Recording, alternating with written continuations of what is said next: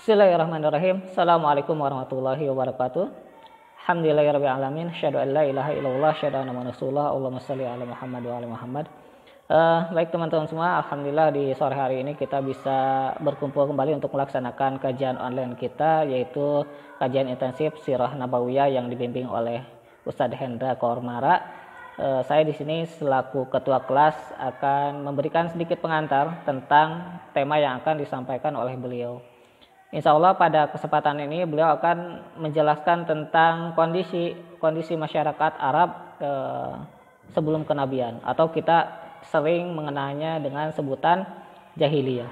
Nah, jahiliyah di sini kita mengetahui artinya adalah kebodohan, tetapi maksud bodoh di sini bukan hanya karena mereka tidak bisa membaca dan menulis saja, tetapi ada yang lebih besar dari itu. Kalau kita sebut mereka tidak berilmu pengetahuan, itu juga kurang tepat. Kenapa?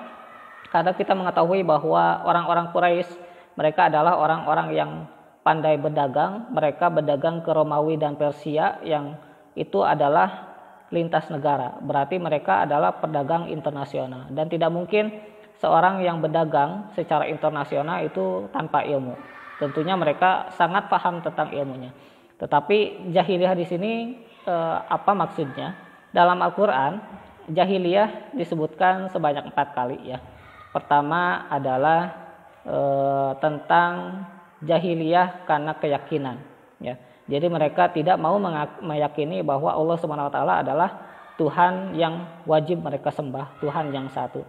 Mereka lebih suka menyembah berhala, mereka lebih percaya pada dukun-dukun, mereka lebih suka mengundi nasib dan lain sebagainya.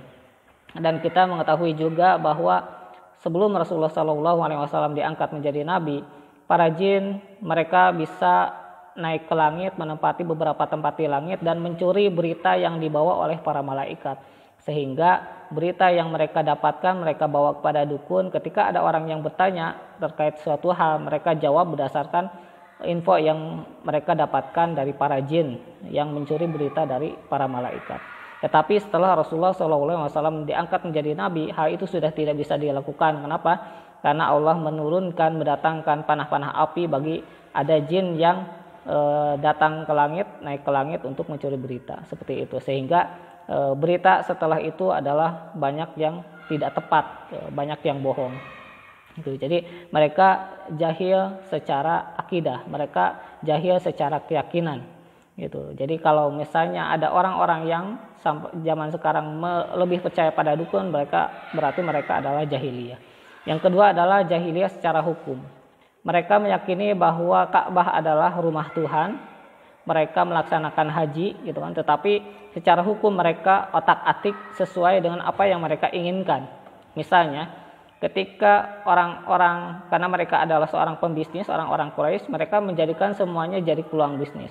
Ketika ada orang-orang di luar Mekah ingin berhaji ke Baitullah, mereka membuat aturan bahwa tidak boleh menggunakan kain ihram selain yang dibuat oleh orang-orang Mekah. Ya, mereka harus beli ke Mekah.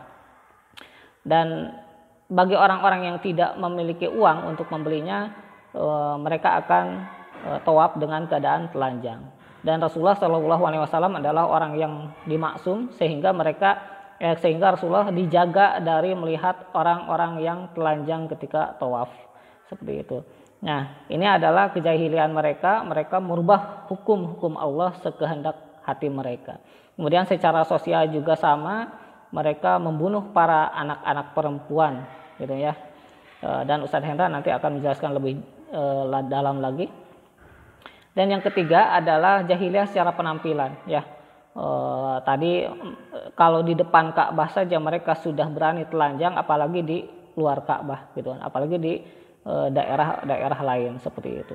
Dan target utama iblis dulu ketika menjadikan Adam dan Hawa terusir dari surga adalah supaya Adam dan Hawa telanjang, gitu kan. Jadi makanya jika ada seseorang semakin terbuka auratnya, maka dia akan semakin jauh dari Allah. Semakin telanjang, maka dia semakin jauh dari Allah. Gitu. Itu penampilan, ya, jahiliyah secara penampilan. Yang keempat adalah seperti disebutkan Allah, hamiyah jahiliyah, kesombongan. mereka fanatisme golongan, ya, fanatisme suku. Gitu. Ketika ada cekcok, mereka akan melibatkan suku-sukunya.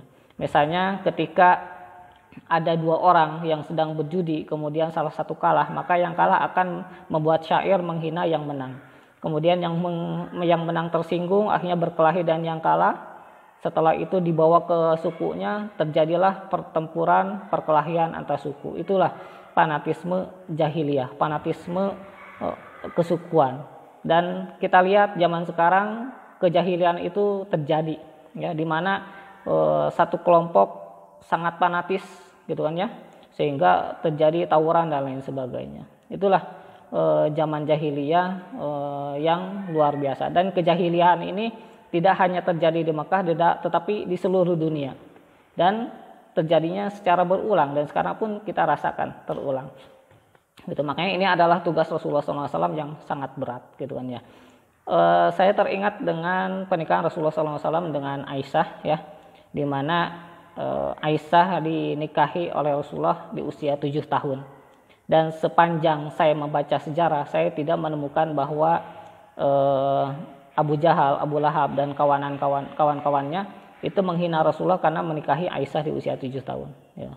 Makanya kalau zaman sekarang ada orang-orang yang menghina Rasulullah, pedofil gitu ya, karena menikahi Aisyah di usia 7 tahun, maka mereka sebenarnya jahiliyah, lebih jahiliyah daripada orang-orang jahiliyah. Karena Abu Jahal dan Abu Lahab pun tidak ada yang menghina. Seperti itu. Makanya kita perlu membaca sirah itu supaya kita tidak lebih jahiliyah daripada orang-orang jahiliyah. Itu mungkin sedikit pengantar. Dan adapun buku yang dipakai dalam kajian ini ada 2 buku. Pertama Sirah Nabawiyah yang ditulis oleh Syekh Syaifur Rahman Al-Mubarakpuri. Ini bukunya ini berisi kajian sirah lengkap, ya, dari Rasulullah lahir sampai wafat, yang sahihnya, yang sahih-sahihnya saja, ya. Kemudian ini juga, nah ini yang dijelaskan Ustadz Hendra, dari sini bukunya yang ditulis oleh Dr. Muhammad Said Ramadan Al-Buti, ya. Keduanya adalah buku sirah bestseller, ya.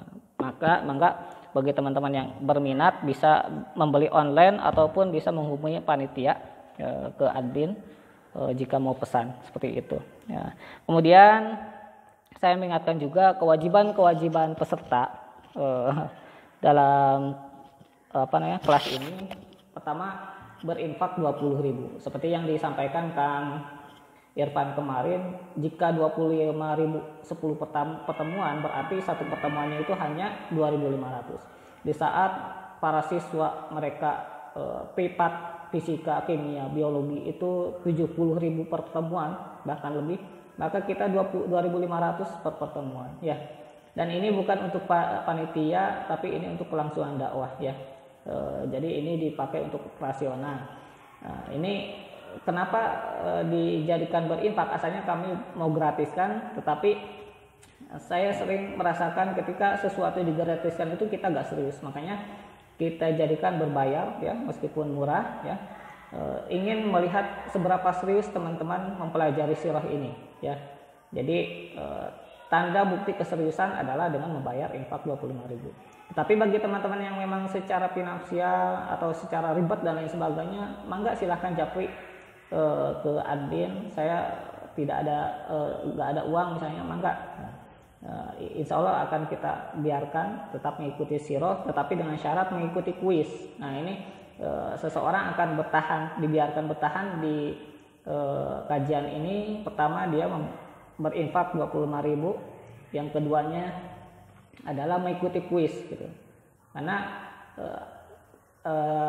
kadang kita ya terutama ya bagi teman-teman yang dia tidak berinfak juga tidak mengikuti kuis, nanti insya Allah, ya, mohon maaf, akan kami keluarkan dari grup karena kami rasa tidak serius.